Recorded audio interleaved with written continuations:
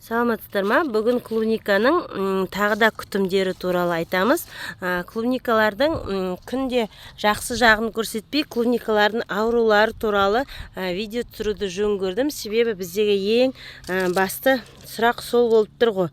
Клубника деген құлпынай, сондай өсімдік көп күтімді қажет етеді екен. Оның ең басты себебі, менде міне мынаның бәрі клубника, бәрі жабық тұрған себебі, құстардан қорғау үшін жауып қойдым ғой. Мына бізде өткенде ұзақ бір 10 күннен аса жаңбыр болды. Жаңбыр деген нөсерлетіп, өте көп құйды, жер кеппеді. Және оған мына менің саз топырағымның да әсері бар. Соның әсерінен мына неде шіру пайда болады тамырларда. Тамырлар серый гнил дейді, көбінесе қазақша айтқанда қара шірік, тамырлардың шіруі. Ол жақсы зат емес. Ол өте асқынып кетсе, мына тұрған барлық клубниканы алып тастауға тура келеді екен. Олар адам болмайды, қайтадан дұрысталмайды екен. Егер асқынып кетсе, бәрі де құлап атса, онда оларды емдеуге келмейді екен.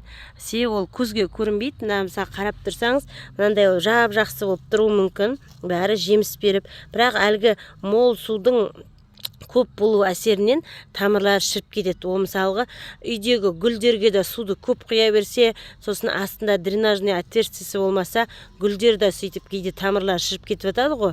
Оны сол бірдеме деп аттарын айтады, қиын қылып түрлі. Мен қазақша тілмен айтқанда сіздерге қара шірік, тамырларға түскен қара шірік ауруы деп айтуға болады. Оның басты себебі топыраққа байланысты. Менің топырағым саз, мынау қозғағаннан кейін ол дұрыс болып жатыр. Былай топырақтар мен тастай болып жатады. Мына жерлер қозғалған жерлер. Былай топырақтарым өте тастай болып жатады.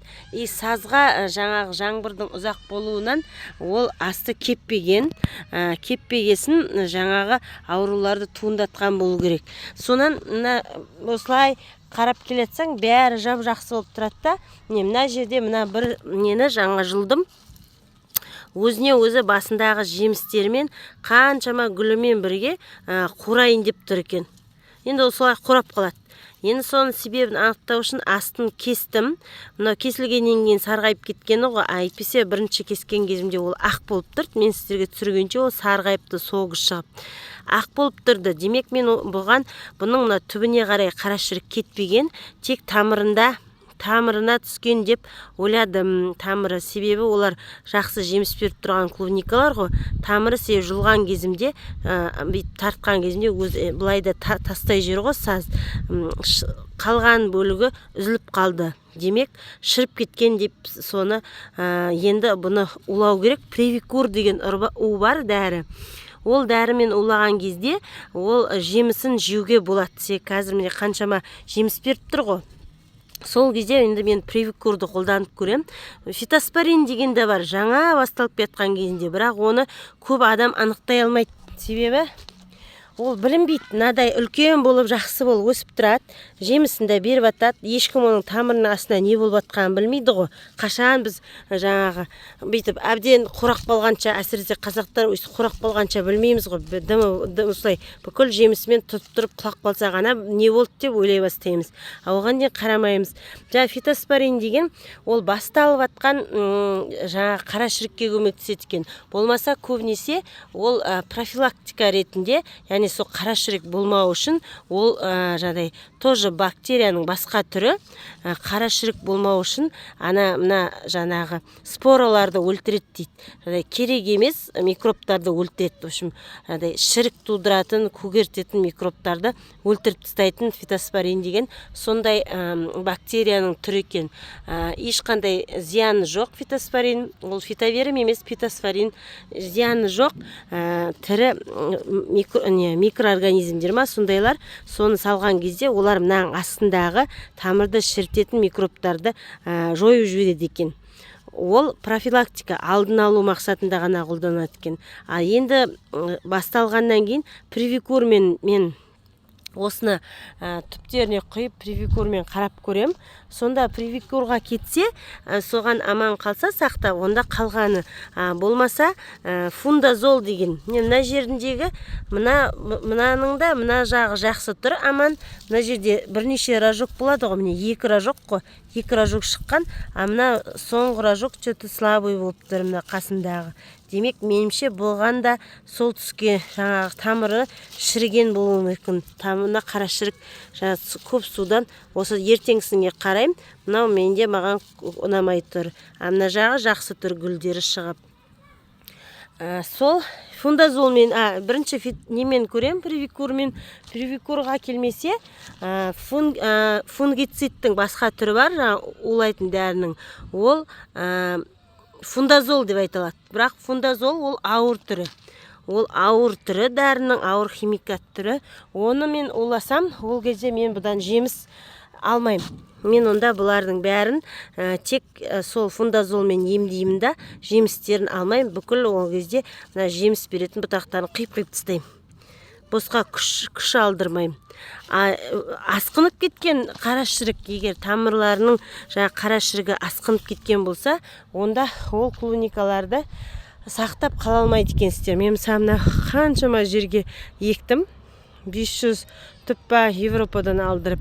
Егер де мен соны жаңағы менің топырағымның саз болғанынан, және 10 күн болған жауыннан сол су тұрып қалып, астында тамырларының бәрі шіріп асқынып баратса, онда мен бұларды құтқара алмайды екенмін.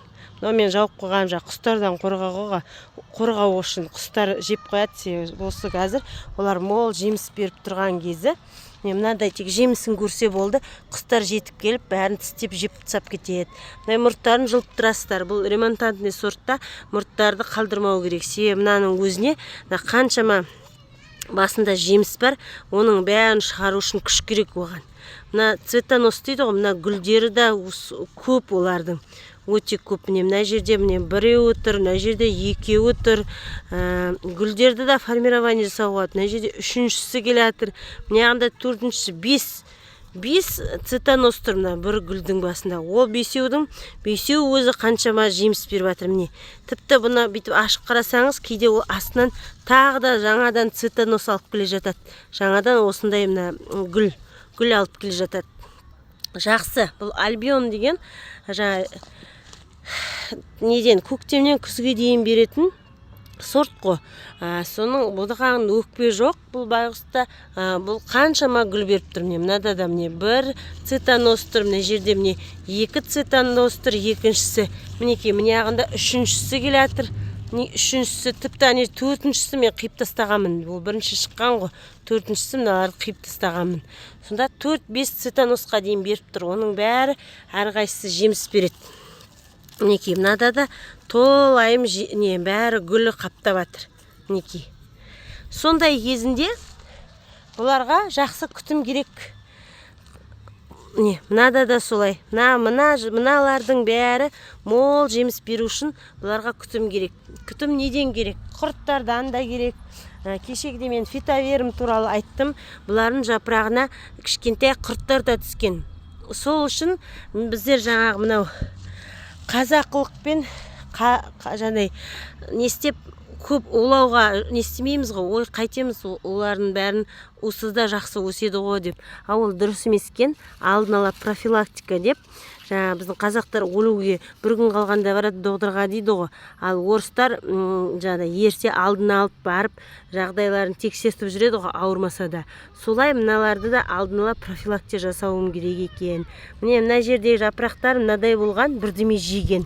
Қазір мен көрсетсем, кешегі видеомда көрсеттім ау деймін. Құрттар, кішкентай құрттар жеп қойған. Кетте гусеница сияқты құрттар мынада жоқ, міне көрінбейді. Солар жеп қойған. Мынада болса көрсетейін. Бұда да жоқ, уже жеп қашып кеткен ғой. Міне тұр. Міне жерде міне көрініп тұр. Сіздерге көрсетейін. Так, міне қара тұр ғой. Сол жаңағы осыны жапырақты жеп атқан осы клубниканың жауының бір түрі, кішкентай қара құрт. Мен камераны алып тастап өлтіріп тастайын. Ол жұмсақ, өзі өліп қалады, но ана жапырақтың бәрін жеп қойып тұр. Ол тіпті оның не жерде қарап тұрсаңыз гүлінің ішінде де тұр. Тіпті гүлін де жеп жатыр мінекей. Мен жаңа өлтіріп жатырмын, гүлін де жеп жатыр. Осындайлар болмас үшін улау керек. Камера фокусы ала алмай жатыр ғой, мен жақындатқасын ала алмай жатыр мінекей. 2 құртты өлтірдім. Сонда тағы болса қазір көрсетем. Мен через камера қарағанда сіздерге таппай жатырмын ғой. Мен бірден уже жапырағынан көрдім, жапырағын жеп қойған. Бұны да алдын ала сондай фитоверм сияқты олармен улауым керек еді. Мен жаңа атын айтпағанда басқа олардың түр-түрі бар. Базарға барсаңыз түр-түрін көресіз. Тек соның уақыттарын өткізіп алмай. Мысалға мына ремонтантный деген 3 рет гүл дейді ғой. Бірінші гүл деген гүлін тіпті жұлып тастадық. Бұл себеп көшеттен келгесін ең бірінші гүлін шашап қалады. Кішкентай кезі өзі бойын өсіріп алсын деп бірінші гүлді жұлады екен, алғашқы гүлін. Себебі өзі күттай көшет, ол бастап гүлдеп атқасын 2-3 жапырақ. Ол өзі өсе алмай қалады екен. Себебі олар осындай жаңа мол гүл беретін, мол жеміс беретін тұқым ғой, сорт.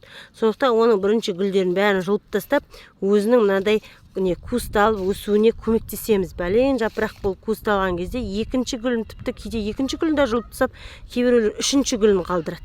Сонда үшінші гүлді олар өте мол қылып береді. Қазір бірінші гүлді жұлғанның өзінде маған бұлар өте мол қылып беріп жатыр. Қаншама не беріп жатыр, жаңа альбион деген сорт. Тек жаңа мен сіздерге жіберген өзімнің қателіктерімді айтып жатырмын ғой. Мен де бірінші жыл егіп атқан клубникам, сол сіздермен өзімнің жіберген қателіктермен бөлісіп жатырмын. Мынаның да жаңа жапырағын жеген ғой, сол құрт қайда деп іздеп жатырмын. Мынаның да жапырағын жеп, мынаның тіпті тал несін тасталқанын шығарып дым қалдырмапты. Мына гүлдер енді шашап қалады, ана жапырақтарын жеп қойғасын. Бұл гүлдерді алып тастауға да болады. Мына жақта да гүлдер тұр қаптап, жемістер тұр. Мына өзі күш алу керек қой. Қашан жеміске күш бергенше ол өзі күшейсін. Маған енді жеміс керек емес. Жемістерін жұлып тастадым, өзіне жаңадан жапырақтар шығады, астында сөйіп жапырақтар шығып, өзі күшею керек. Сол маған қоятын сондай сұрақтарыңыз болса, или маған да айтатын өздеріңіз білгендеріңіз болса, бөлісулеріңіз болады. Міне, мынаны да жеп қойыпты, әлгі құрттың жапырағын, дал-дылын шығарып жеп қойған. Бұған не кінәлі, кім кінәлі? Бұған біздің өз уақытында уламағанымыз кінәлі. Ал біздер жаңағы қазақылыққа салынып, ой дымда алмайды, жақсы өсіп тұр ғой деп жүре бергеніміз, сол міне уақытты өткізіп алғанымыз біздің басты кінәміз болып тұр. Біз жақсы болып тұрған кезінде алдын ала улағанымызда, мен оқыдым, за сезон бұларды кемінде 3 рет улау керек екен.